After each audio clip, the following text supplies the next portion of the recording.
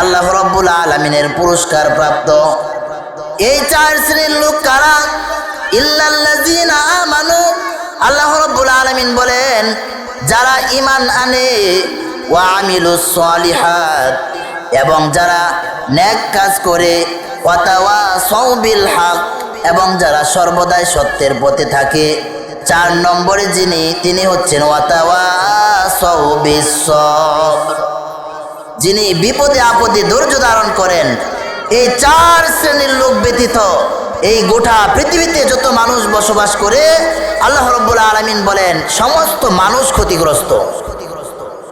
এবার আসুন, আল্লাহ রাব্বুল আলামিন বলেন ইল্লাল্লাযীনা আমানু, যারা ঈমান আনে।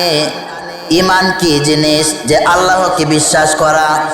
আল্লাহকে যেই মানুষ বিশ্বাস করবে তার ঈমান পাকাপোক্ত হবে। আল্লাহ রাব্বুল আলামিন যেই বিধান দিয়েছেন মানুষদের জন্য, মানুষ যে পৃথিবীতে চলাফেরা করবে, আল্লাহ যে বিধান দিয়েছেন এই বিধান যখন পালন করবে, আল্লাহ রাব্বুল আলামিনের বিধান যদি সঠিকভাবে পালন করে, তাহলে এই মানুষটা প্রকৃত ঈমানদার হয়ে যাবে। বলেন সুবহানাল্লাহ। দ্বিতীয় কোন মানুষটি? দ্বিতীয় মানুষের কথা বলা হয়েছে ইল্লাল্লাযীনা আমানু ওয়া আমিলুস সলিহাত, ওয়া আমিলুস সলিহাত, যারা নেক কাজ করে, সর্বদাই নেক কাজের মধ্যে থাকে।